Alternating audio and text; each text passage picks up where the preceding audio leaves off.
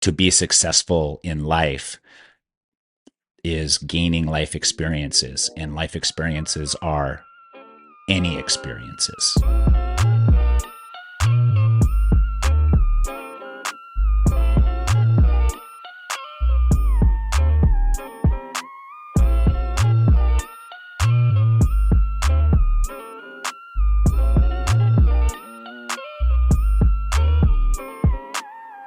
Welcome to the 2% Factor podcast, where we explore small things that make a massive difference in someone's journey and story.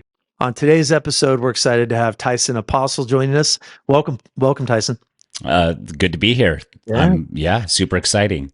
How many of these have you done already? This is our 11th one. Okay. Yeah. Cool. Yeah. So you're already experienced.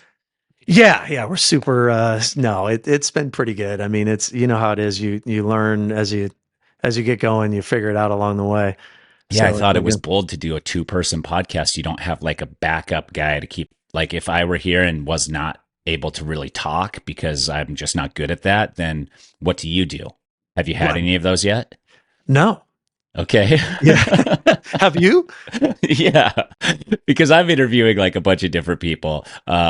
Survivor, not so much, but like pickleball players. Like I run Major League Pickleball's official podcast, and sometimes there's pickleball players who are a little shyer, who aren't used to like doing stuff like this. And so my co-host, Michelle McMahon, she, we fill each other's gaps if the guest doesn't elaborate well enough or anything like that. So sometimes it's nice to just have like another person there that can also talk. I could see that. I could definitely see that, especially as the subjects, as a conversation goes on, right? There's a spot where somebody else, Yes. Yeah, definitely. But I guess with this thing, you probably are talking to interesting enough characters that they always love to listen to themselves talk. The people, I mean, it's interesting. Some people are shy, but then once we get into it, right? I mean, this podcast is, perhaps a little different because we're going into some depth, and some people are comfortable going there and some people aren't. So it's interesting as we unfold it. Tyson has done a number of different things. Number one, he has been on Survivor several times, 4 times, actually won Survivor.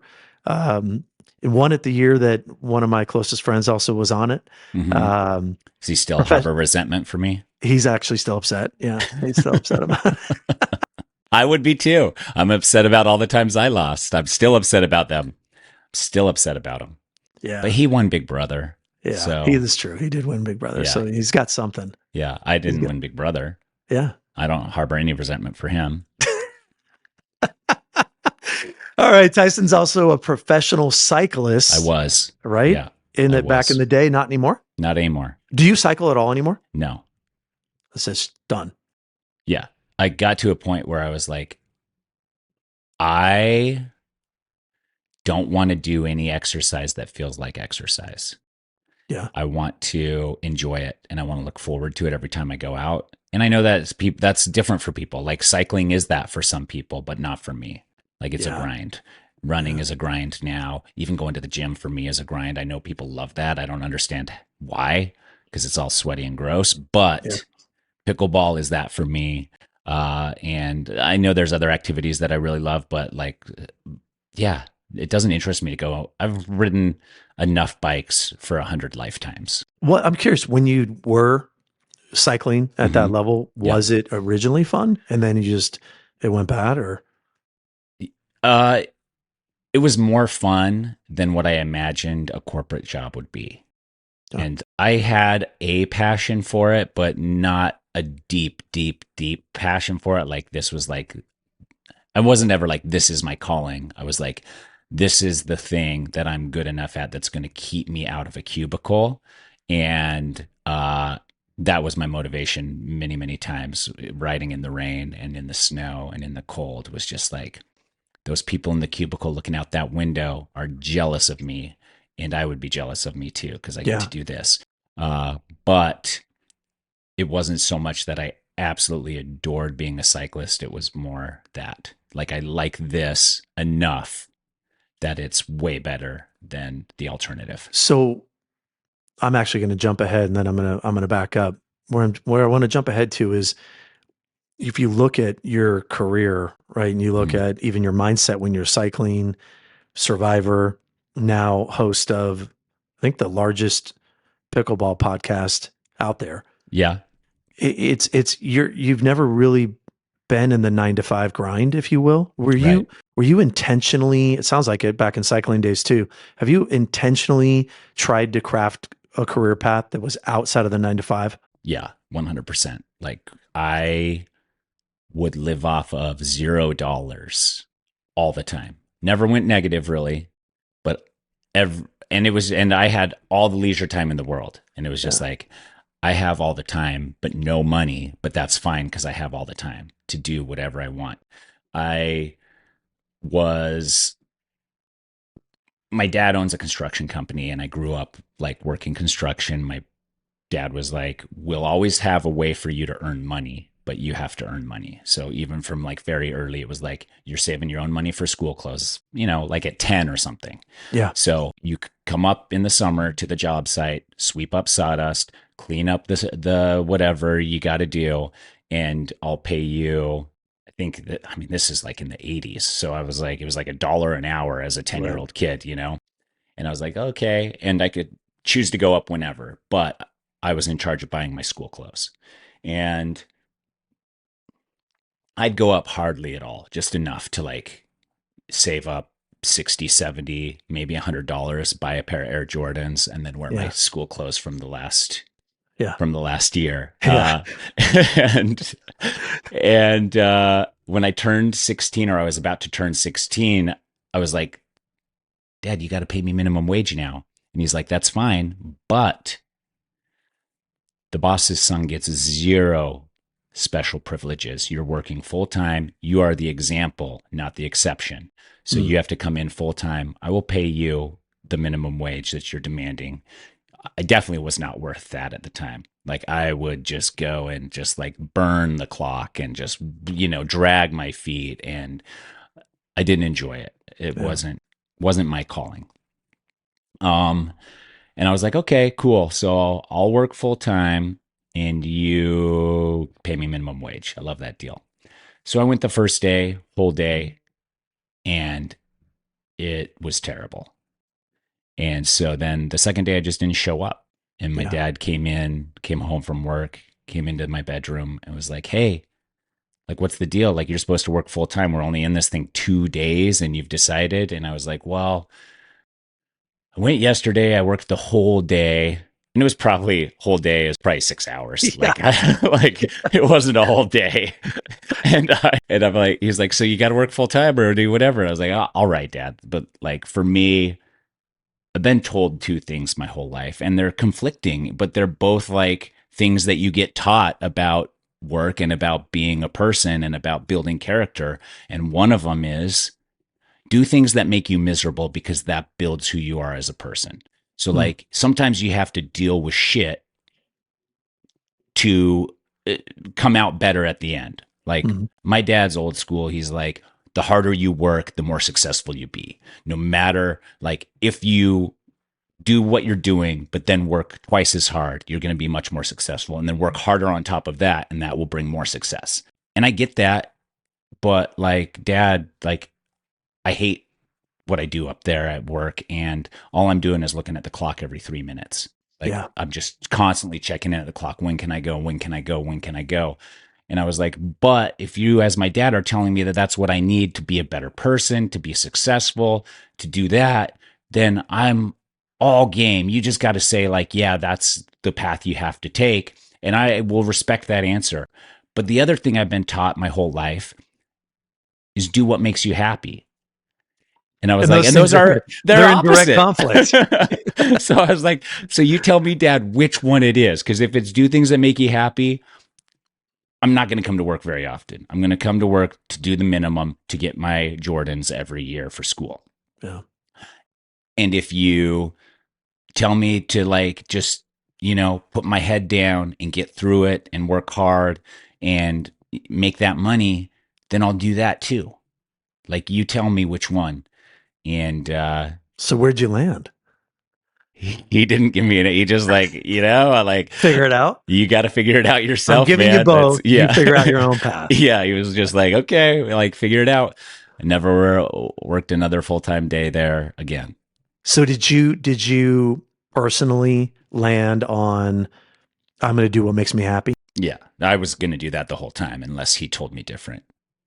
Like, that was the thing I was going to, like, that's the thing I'd been doing up to that point.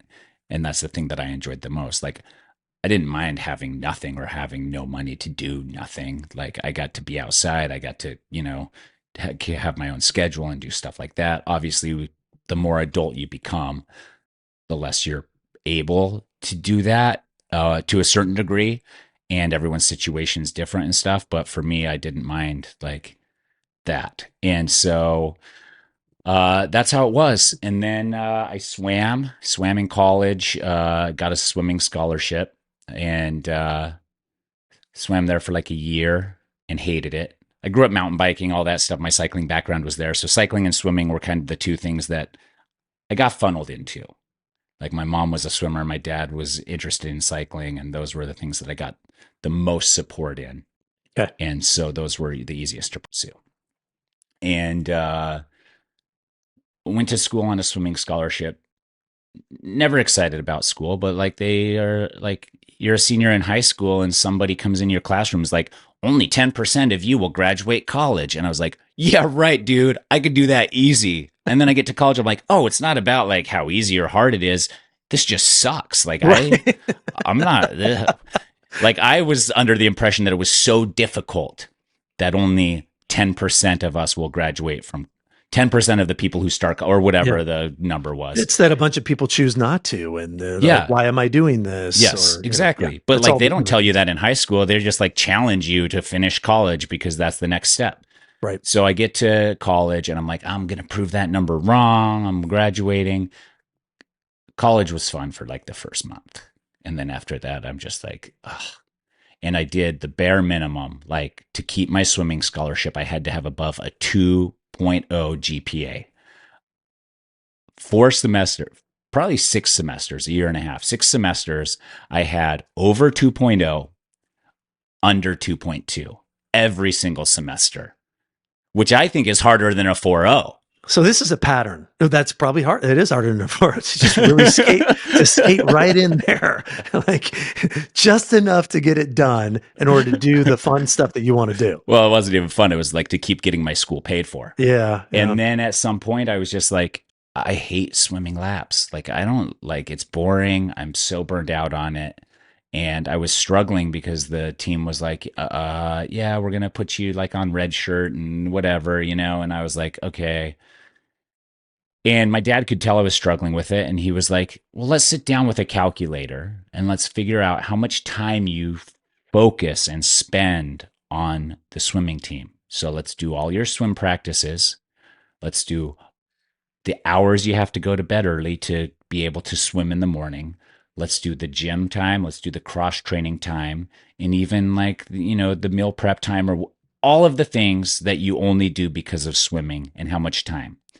And they plugged it all into a calculator. And he's like, your scholarship is worth like $3 an hour.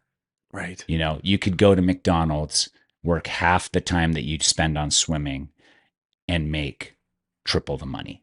It's interesting. He was doing an opportunity cost analysis with you Yeah. through college. Yeah. So he's like, so if you don't love it, it's not worth it.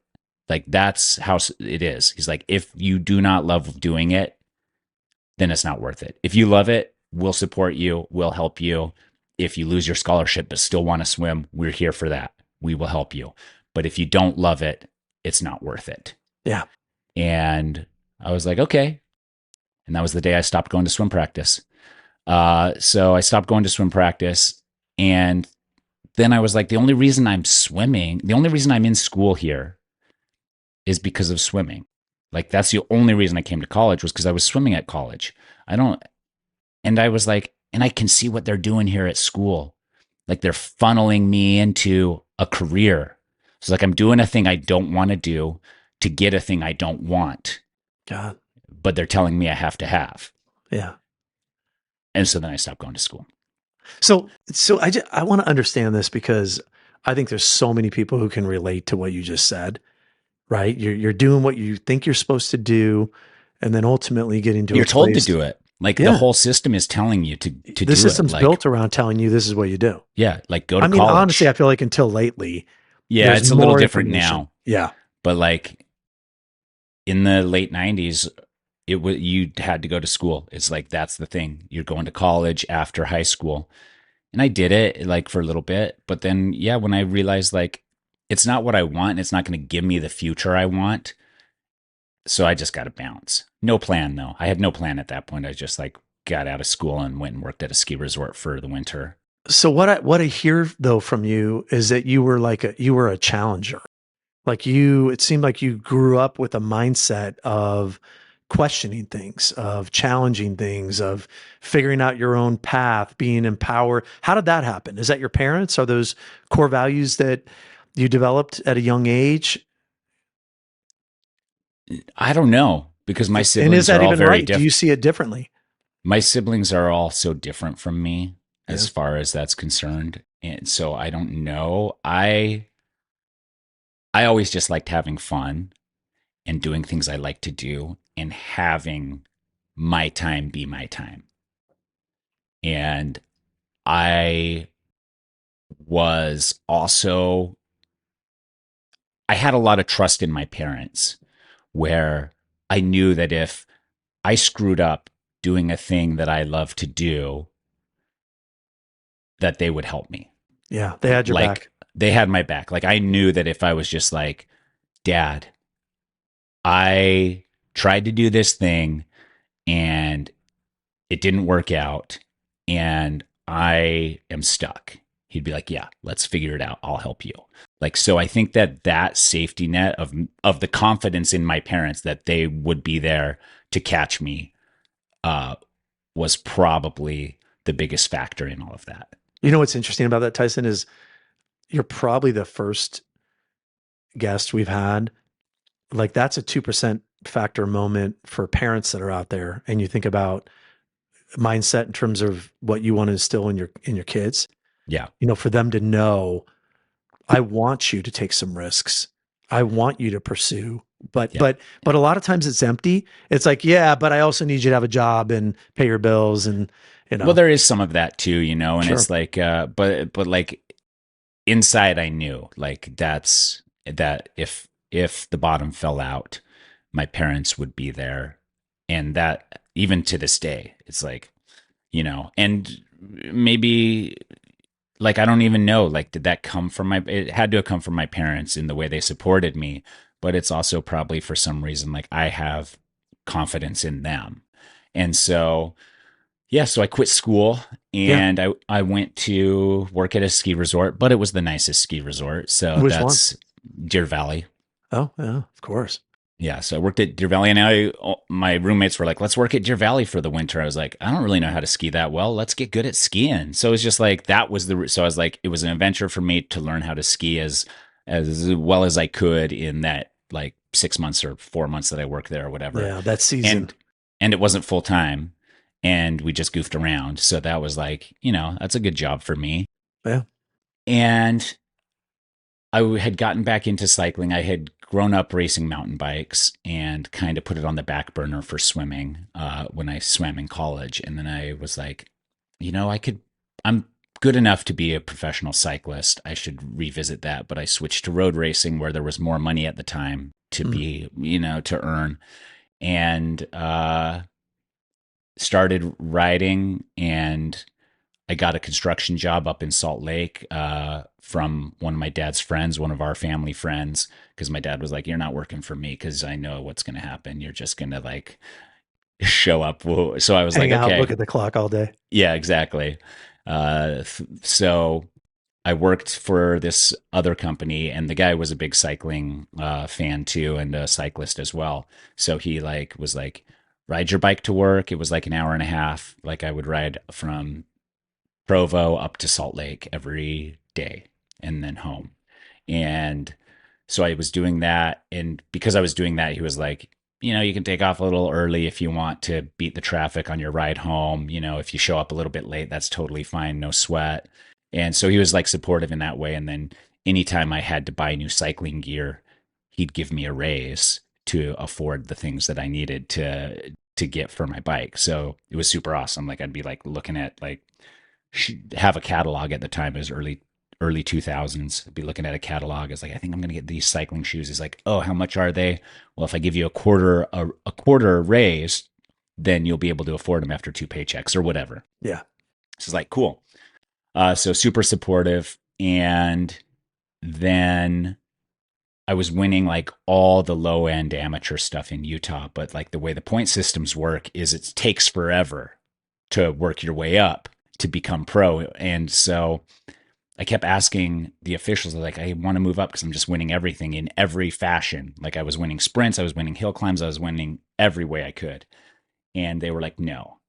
They were like, you think you're such hot shit, but you're like at the lowest level of amateur. And I was like, I know, but I can't bump up because you guys. And so they were like, well, if you want to bump up faster, then you got to move to Europe or do this. I was like, fine. So then I did. Like my So dad. back at this time, Tyson, did Yeah. you have like aspirations of Tour de France? And I mean, not I know that. necessarily. It was so far Okay. away from where I Yeah, was. I gotcha. And then my dad knew he did business with the people in Switzerland. So again, he was like, I have someone in Switzerland who grew up cycling, who has ties to a cycling club there, an amateur cycling club.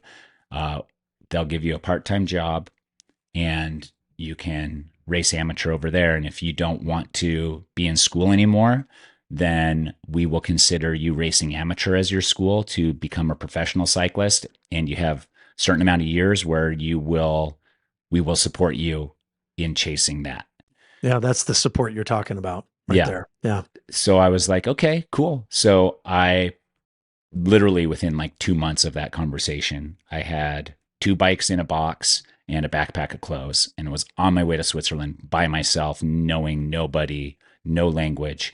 And the guy my dad knew, a family friend now, like picked me up at the airport. I'd never met him before and took me to this apartment. And then they also had a job for me at this office where they were like an international sales software company. And so I was their English speaker in the office. So Hmm. any foreign company didn't, that spoke English better than the other languages, I would make the call. So I was useful. I think I was useful enough there, but they were also like, come and go whenever you want. We want you to be a cyclist if that's what you want to be. So I was. And I won the very first race in Switzerland that I'd ever entered. And it was just like so much different than racing in the US. And I got so lucky. And if I hadn't have won that race, I probably would have been home a lot sooner than I was. Interesting. So, how did you migrate from that as a career path Mm-hmm. to the other things that have happened in your life from there? When, Survivor, now podcasting, how did this whole thing take shape? So I got super burned out on cycling and I got a pro contract. I raced 3 years as a pro. My team was there's tier one, all the Tour de France teams. Tier two, there's a couple wild card spots in the Tour de France for these tier two teams. And so I was at that level, whereas like realistically, we could be in the Tour de France. We weren't, but we, could Yeah. have tried to make a bid for it. And, and anybody that was anyone at the time I've raced against, like all the big names in the magazines, and it was like very Well, they surreal. all came up from those ranks, right?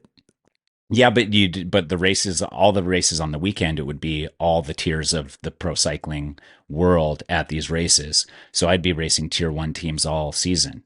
Wow. I just got super burned out. Like I living by myself in Europe for over 6 years, and everybody's like, man, this is a dream. You're living a dream. And I was like, yeah, part of it is a dream, but it's also very difficult and it is isolating. Uh, and if at that time it was like, all I had was cycling. So if cycling wasn't going well, nothing was going well Mm. because I was just like on an island by myself. And I had great friends over there, but there is a cultural divide whenever you live international that I don't think can be filled. Like I'm, trying to quote Simpsons episodes from the 90s and no, like all of that stuff.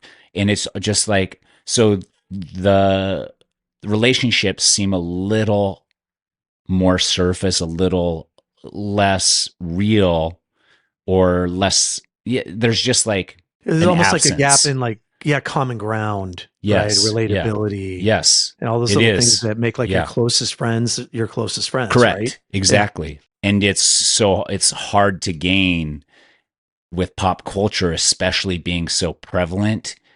It's very hard to gain that with someone who grew up in a completely different culture than you. Yeah. With their own pop culture that's completely different from what you've experienced growing up.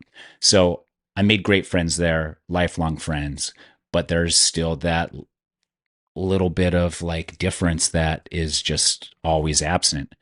And I got so burned out physically that doctors were telling me like you have to either take illegal substances to recover or take a year off of physical activity.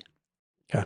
And so I don't fault people that like take those drugs in desperation for furthering a career or as their last ditch effort to like, there's guys that are like from the Eastern Bloc potato farming families that are sending their paychecks from pro cycling home to 40 people to split up every week because they're supporting everyone back home.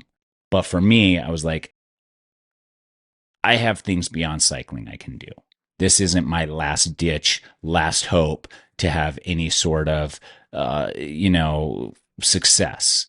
And so, uh, for me, anybody who I feel like has that, like can go back to something else, but chooses to do drugs or whatever for whatever reason, to me, that's definitely wrong. Mm-hmm. But if like this is your only way to make a good chunk of money to support 20 people and you're willing to take the risk of getting caught and having everything destroyed, I have some sympathy for that. Sure. So I wasn't willing to do that. I was like, oh, my family would be so embarrassed. I'd be embarrassed once they found if I got caught. I don't know how, like, I didn't, and I'm young, I'm like mid 20s. I don't know a lot about that stuff, anyways.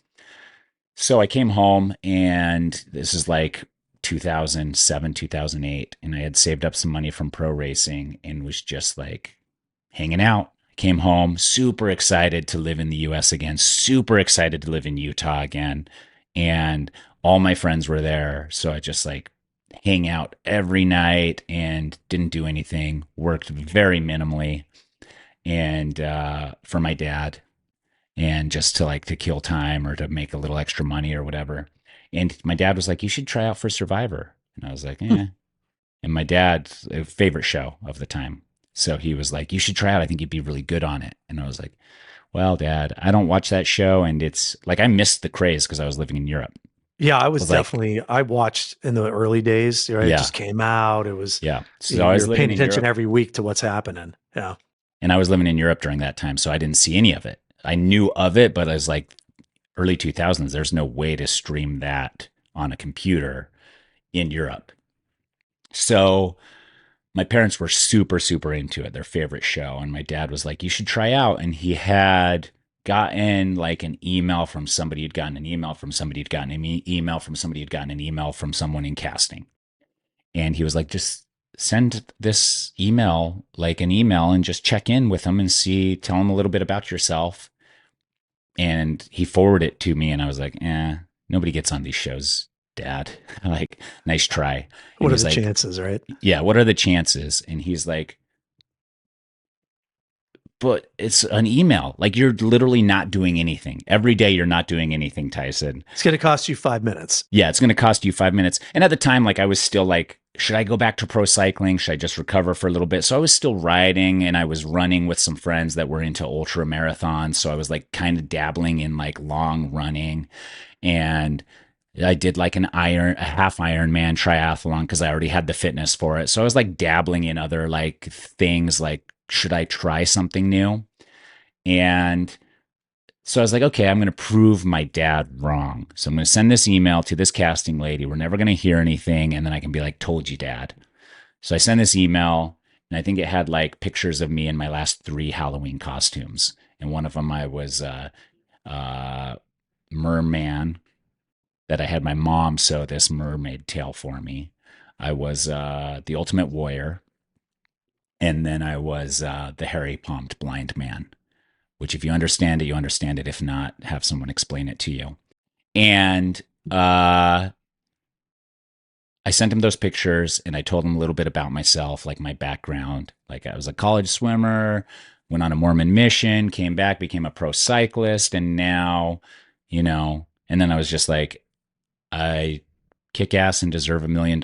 So let's get this going. Yeah. Just like And super, like, I do not care about what you got going on. I'm sending this email.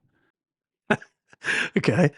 Like, so uninvested Yeah. in the show, in the process, any of it. It's so crazy, by the way, how many stories I've heard. You hear both sides of it. You hear these people who super prep on something, and then you hear the people who just, hey, I got nothing to lose. I'm just going to throw it out there and see what happens. Yeah. And sometimes it works. And me, I was like, I'm going to throw it out there. I hope I get nothing so that I can tell my Right. Because dad I'm that going it to let was my all a dad know this is farce. a terrible idea. Yeah, Yeah. exactly. And by the way, there goes your dad again on the opportunity cost reward effort calculator going, there's a massive upside if you get on this thing and it's going to take you this much. Yeah. He's a Yeah. numbers guy. He's a Yeah. I numbers like guy it. for sure. So Yeah. Should have we, had him on. We needed a cameo from your dad. yeah, he doesn't like doing this type of thing. So so I send this email and I get a phone call literally 10 minutes later from LA. Really?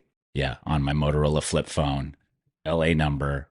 Hello? And they're like, hey, this is Noelle from casting. How's it going? I just barely got your email and read it. And I was like, cool. And she's like, are you pumped? I was like, I mean, I'm not on the show yet. So, like, and she was just like, could not understand why I was not doing backflips over Yeah. this, You're so and it was like, casual about I was so this. casual, but like, for me, it was like, easy come, easy go. I hadn't really invested anything into the show or anything like that. And so she was like, okay, well, where are you right now? And it was like Tuesday. I was like, I'm in Vegas. And I had driven down because my friend had work in Vegas. And so he had a place to stay. So I was just driving down to hang out in Vegas with him when he's done working. And I was like, I'm in Vegas. And she's like, oh, you live in Vegas? I was like, no. And this is like early 2000s again, mid 2000s, where I was like, people don't live in Vegas. Yeah. You just visit for the Yeah. weekend. Nobody Yeah. lives here. Yeah. No. Yeah. So she was like, but it's Tuesday morning.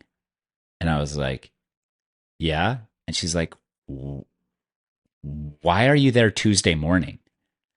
And I was like, I'm 28. I can do whatever I want. Like, why can't I be here on Tuesday morning? And she's like, okay, I'm going to call you back. We got to have you make a video. I'll help you do it because you got to make an application video and do all this stuff. And it just like steamrolled so fast. I made a video. I didn't follow any of the rules they gave me. Because I didn't read them. Like they were just like, make this video. And I was like, okay. It was too long, had background music, had a bunch of other people in it, and they loved it. And they were like, you broke all the rules, but we love it. But make another one that follows all the rules just so that we can see that one too. And then I made that one, and they're like, we like that one too. We're going to show both of them in our casting thing. So I ended up getting extra time because I didn't follow the rules. So I got like double the time in front of everybody's eyes that anybody else got that made a video. Have you always looked at yourself as a person who goes outside the lines? I don't pay attention to the lines enough to always know if I'm in or out of them. So it's not that I'm like intentionally trying to break the rules. It's that I'm like, they'll tell me if I broke the rules. Yeah. Like I'll live. And if somebody's like, excuse me, sir, you can't do that, I'll be like, oh, good to know, and carry on. That is super interesting because that's carried you so far in life. Yeah. So like they fly me out to casting. I make these videos. I go out to casting and it's a totally crazy thing. And I'm breaking the rule. Here I'm breaking the rules on purpose. So they're like, just to get noticed. And so we do that and super nonchalant again, just like cool, whatever, it's, uh, and they're trying to figure me out because I don't think they've had somebody like me on the show before Mm. me. And they were just like, what makes you tick? Are you real? Like, is this really your mindset? Like, how come you don't seem to care? What Yeah, they're is trying to figure out if it's artificial and it's contrived because they want a consistent character and personality on the show, probably. correct? So they're testing me to make sure that I'm not a character that's going to break when they apply some pressure. So they applied a lot of pressure to me. And um we get through casting, send me home, and they're like, we'll let you know in a few weeks or whatever. And I finally get a call and they're like, you're on. And I was like, cool. And they're like, that's it. I've spent 3 hours with people crying and begging to give them another shot because we had to tell them no. And I was hoping that I would get the exact opposite with people who are going on the show. And you're just going to give me an okay, cool. Like, what is, and I was like, no, I'm excited. But like, this is me excited. Like, that's the same. I'm the Yeah, same. your ups and downs aren't extreme. Correct. And so I was like, you can call me back. I can feign some more excitement for you. But uh, yeah. So that ended up happening. And then when I got on the show, I realized like there's two ways to win: either get the $1 million or do enough to get invited back. Which was your goal? Well, I knew I could do enough to get invited back. And if I could also win, then that's awesome. But if I can't win, I didn't want to go home with regrets and be like, oh, I should have done that. Oh, I should have said that. Oh, I should have been more outlandish. Oh, I was like, I'm going as hard as I can at every single second of the game because I don't want to get voted out, watch it on TV, and have regrets about not doing a thing because I was being too reserved in the hopes of winning $1 million. Okay. So, yeah, so then they called me back like right quickly, like the next year. They're like, we're doing an All Stars thing, come back. And then I messed up pretty good on that season. What were a couple examples of things um, that you would have done differently on the first two times that you didn't win? That Um, you'd obviously made some changes on the third where you yeah, I would have been more selfish on the first season. mm, Like I think if I would have acted more selfishly, I probably would have been okay. Um, but you get out there and you plan to act selfishly, and then you meet people and you're like, oh, these guys are pretty cool and they're in this crazy experience with me, and we're having a good time. So like part of it, like that's your plan, is like go out and slit some throats. But then you get out there and they're all humans and they're all going through this crazy experience that you're going through, and you bond over it and you become friends, and then it gets harder to slit people's yeah, throats. lines get blurred. Yeah. And that's Yeah, the whole design of the game. that's the beautiful irony in it all, right? Yeah. And then second time, I mean, I don't know that I would have changed something. I had convinced myself that to win the game, you needed to take big risks to take control. And a big risk that was not intelligent in hindsight didn't pay off. And that's fine. Like I learned, there's a learning curve to Survivor. Yeah. And then the time I won, I just went out and was like, you know what? Maybe I'm too good to win this game. Because part of it is like, you got to be average. You can't be threatening. You can't be too charming. Otherwise, you're a Right. threat. And Yeah, so I they was like, recognize it right away, so they want to get yeah. rid of you. So I was like, I'm too good at this game. Like people with my amount of talent. That's what I told myself. People with my amount of talent don't win this game. And so I went out just to have fun at first. And literally, I was just like, I'm just going to have as much fun as I can. I'm not going to care too much.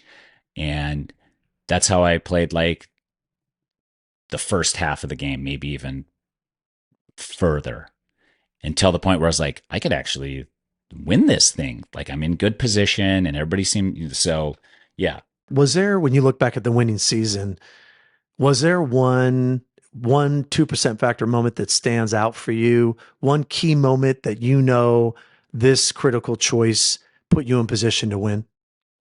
Yeah, I mean, we drew rocks because the vote was tied. And mathematically, my alliance had the advantage to draw rocks. But if I drew the wrong rock, I would be eliminated. But I knew that if I drew the right rock, I would keep my alliance intact with the majority. But if I drew the wrong rock, my alliance wasn't going to have the majority anyways. So how did you decide which rock to draw?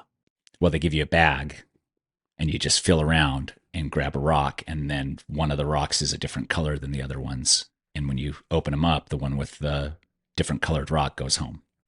So there were three of us that had to draw rocks. Two of them were on the other alliance. I was on the one alliance. So at that point, I was like, and you have to calculate that so fast because it's like, here's the rocks. We're drawing rocks. Are you drawing rocks or are you switching your vote? So my option was convince the people on the other side to switch their vote or switch my vote to what they want or to draw rocks. And I couldn't convince them. They weren't going to waver. So I was like, okay. And I wasn't going to waver because I knew a couple things. If I went home or if someone from my alliance went home, if I went with them and sent someone from my alliance home, we're down in numbers and then it's just going to be me anyways. Yeah. If I draw rocks and go, that's the same essentially. What's the difference if I go right now or next week? But you at least have a shot. But at least have a shot drawing rocks. And if I draw rocks for my alliance, they will be ultra loyal to me at that point, realizing that I drew rocks for them.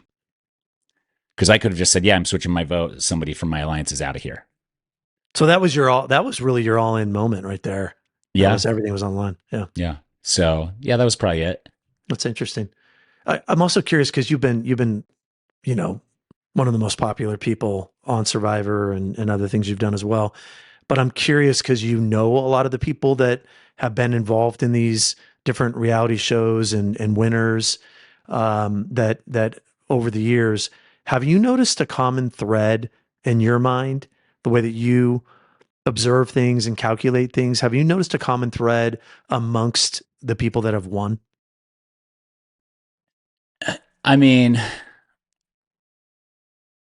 Probably the number one thing is being hyper self-aware of how people perceive you and how to utilize that. I think that if you understand how people view you as a person and can articulate that and can react accordingly, that's really, really powerful, especially for someone to win Survivor. Like, because ultimately the people you vote out are choosing whether or not you get awarded the $1 million. And so you have to understand how each individual views you and your relationship to them and what they need from you in order to choose you as the winner. Right. And each person is different. And I think that a lot of that comes with just life experience in general. And I know when you and I went to lunch, I talked about that a little bit, where people are asking like, what's the best way to prep for, Survivor and yeah, I love this answer. And my answer, and it's not even just Survivor, I think just to be successful in life is gaining life experiences, and life experiences are any experiences. I've been invited to so many things that I know that I have no interest in, but I do it because it's a thing I haven't done before and because I know that somebody does love it. And maybe there's a slim chance that I fall in love with it, but even if not, I at least have done it. And now I can talk. Now I can talk like pheasant hunting with the guy from Alabama, and I can talk, it's like I can talk these things because anytime I've gotten an opportunity of a new adventure, I take it. If I can take it, I take it. And so kids are like, and especially like people are hyper focused on like, oh, I want to go on Survivor. I'm going to watch all the Survivors. And there is something to that, sure. But I think that being able to bond with many different people from across the country is really the name of the game. And it's different. Like if you can like connect with someone that's lived in the heart of New York City versus someone who's lived on a farm in Idaho versus someone, and if you have all these different life experiences, that is much, much easier to connect and to bond and to know what those people need from you when it comes down to, building a relationship with them. I mean, really, it's incredible advice that you just gave. Like you said, not just for competing in Survivor reality show, but for life. I mean, when you look at you being willing to go to Europe, take some chances, jump on experiences, not artificially, genuinely, because you're like, hey, I kind of want to learn how to do that. By the way, is there something interesting over there that I don't know about that somebody else knows better than me? Like Right. you've got a real humility in your interest of figuring these things out, which ultimately played out in a genuine way for you to be able to bring these relatable experiences to the table as you have gone on Survivor, but also done other things. I mean, now you're in podcasting for pickleball. I'm Yeah. sure some of these skills also play out in that experience as well. Tell us a little bit about what you're doing. Yeah, for sure. I at some point was like, I can't fully rely on reality TV for the rest of my life. Like, and that's generally the business model. If you are reality TV personalities, you're just keeping your fingers crossed they're going to call you back. And I moved to Arizona like 6, 7 years ago. And this is the first time I ever heard of pickleball once I moved down here, and I fell in love with it. And I was like, I have the opportunity to do things I love now, that I can kind of be a little pickier on which direction I want to go. And I want to be in pickleball. And I want to share the sport with people, and I want to represent brands that I love. And so that honestly was just like the idea I had was like, I want to be in pickleball and I want to be the guy in pickleball. And at the time I had decided that, there was no celebrity, nobody in pickleball that was like hyping the game. The pros had a teeny tiny following on all their social medias. And I was like, this is my moment to take this sport over. I didn't know it was going to be as big as it is now. Like, Yeah, fastest growing sport in America. yeah, I could fake it and be like, do a TED talk and be like, I matched up the numbers and the love and the this and the that. And I'm a genius. Follow me for more financial advice. But that's not how, like, I just loved it and was like, I love it. People I know will also love it. Maybe not everybody, but so I went to my agent and was like, hey, I want to be the pickleball guy. And he was like, nah, I'm not doing that. And I was like, okay. So then I called another friend's agent who's also was used to be in the sports industry, but is now in the entertainment industry. And I was like, hey, can you help me get into pickleball with your sport agency background? This would be great. And I think now's the time because pickleball's awesome. And she laughed at me and was like, nah, not interested. And I was like, well, that's two people that have told me no, which means I now have to do it to prove them wrong. Hmm. So I called a friend that I had been doing some other stuff with, and he has marketing background with the NBA, WNBA. He does some stuff in poker, represents some poker players, does a lot of stuff in that realm. And I was like, hey, you have some experience here. I need an agent as my like go between to this space. Would you be interested in trying to take over pickleball? And he was like, yeah, let's do it. Literally next couple of days we had a few meetings set up with brands and with what we wanted to do, and then that materialized and steamrolled more and more. And yeah, I operate the official Major League Pickleball podcast now. I represent Fila Pickleball, Gamma Pickleball, which is a paddle company, Chubbies, which is short shorts, Fila obviously shoes and apparel, and Pickle Play app, which is you can find courts and people to play with and stuff on there. And so like I'm pretty ingrained in the space, done some commentary and commentating and things like that. So yeah, and that was just me like kind of seeing a niche and an opportunity where it hadn't nobody had taken it yet and figured it out. That's amazing. Yeah. Yeah. I mean, your story is, I mean, it's inspirational, I think, for people. And I'm definitely following you now on the podcast for Okay. pickleball. Yeah. Good. So Good to I'm into hear. it. And you know how pickleball is. I mean, it's just you, once you start getting into it, you like weirdly get obsessed. Yeah. Like I it's a weird, always, it's a weird thing. so I always like, it can be compared to a lot of different sports, but my feeling when I play pickleball and especially when I picked it up is it's like when you golf, like golfing, it's you go out and you golf 9 or 18 holes, and maybe on a good day, you have an amazing shot. Like maybe you chip it in, from a distance. Maybe you hit the green from 300 yards. Yeah. We've Like, all experienced it. like you've Yeah. experienced it, but it's not every time. And it's not Yeah. definitely not multiple times in a single No. day. Yeah. It's like one time you're like, that's a shot Tiger Woods would hit in his prime. And I just did it with my 9 iron out of the sand, 4 inches from the hole. I am on my way. Yeah. Like, and you get a high, and that's like so exciting, and you're It thinking brings you about it, back. and and it brings you back. Pickleball is like that, but in an hour, you have 10 of those. Oh, I completely agree with you. In golf, I'll do it. Somebody might do it if they're good, every few rounds, or for me, it's once a month, maybe, you know.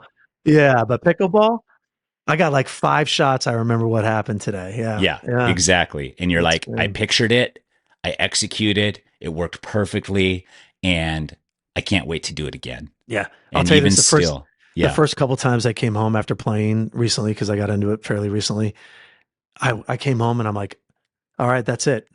I'm quitting my job. I'm going pro. yeah. It's And like, that's the beauty of it too, is because the way it's designed, if you have any paddle or eye hand, like baseball to bat type coordination, you do feel like you're like, I am good at this game and it's only been a week. I will go pro. And that's like part of the draw too, is like, you're watching the pros, you're like, I could probably do that. As soon as you play with one of them, you're like, okay, they have everything in their arsenal and I have nothing. yeah, and that's the truth with any high end professional, right? You Sure. figure that out real quick. You do figure it out Yeah, really fast when you pull. back in the day, I got to play 2-on-2 with a couple NBA players, and yeah, I thought I was a decent high school, community college player. Yeah. No way I could stop him at any time. It Yeah. was over. And I'm a pro cycle, like I was a pro cyclist, so I come from a pro background as well. And I'm sure that people have viewed that the same, like as I would go on bike rides with people. But like when these people that I've honed and, mastered their profession, it really is something else. And even like, anybody like the NFL guys, like, yeah, they can't beat me on a bike. They can't beat me in a endurance thing, but like they can get off a line fast and they can jump high and they can be explosive. Like they have their things where I'm like taken aback with how much better they are than me, because I feel like I'm pretty good at a lot of stuff. But like, Sure. yeah, that's it. That's the story.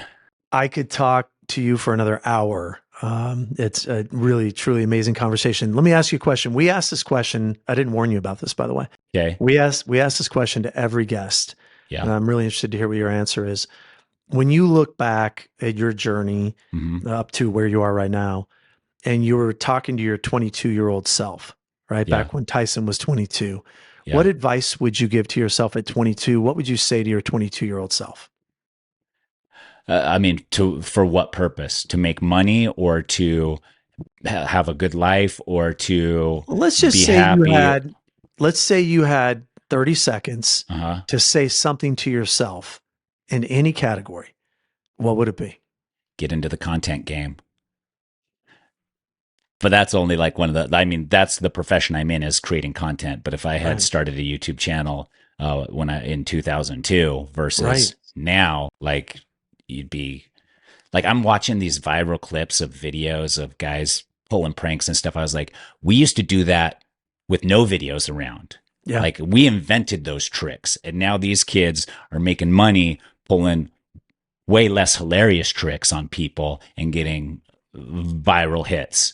So probably that, or even just like, just like keep doing what you're doing, like what you enjoy, and it'll work itself out. And that's not always the case. Like, I don't think you can just sit there and wait for things to work themselves out. But like, it's not like I was just waiting. I was taking opportunities. Like, I had my ultra marathon Yeah, you were runners. taking action. Yeah. Like when I Yeah. came home from pro cycling and my ultra marathon friends were like, you should try ultra marathon running. I was like, okay, when do we start? And they're like, tomorrow we're running 6 hours. I was like, I'll try. And like, I was doing stuff like that. All that, like someone invited me to something, I was going unless I already knew that I didn't like it because I've already tried it. Something that you've always done, and I'm sure will continue to do. Well, you heard it from Tyson, 22-year-old self. Get in the content game. It's too late now. It's never too late. All right. So, Tyson, how can people find you, follow up with you, keep an eye on what you're doing? I mean, in my line of work, you have to be on all social media. I'm everywhere. I'm everywhere. You can search Survivor Tyson. That probably pops up. If not, Tyson Apostol. Apostol is my last name. Spelled a little different, Apostol. But I'm everywhere. Yep. How about pickleball? Pickleball, you can, the podcast is called Inside Major League Pickleball. So you can find it everywhere. It's on on Major League Pickleball's YouTube channel as well. And then I am out and about playing pickleball. So if you're in Arizona and you bump into me, makes sense. Say hi. Yep, say It. hi. All right. Thank you, Tyson, honestly, for joining the show. Really appreciate it. Love the conversation. Thank you for joining. And thank you all for listening. Please like, subscribe to listen to more 2% Factor stories about people's life and journey and the choices and decisions they made along the way that impacted their life. Thank you.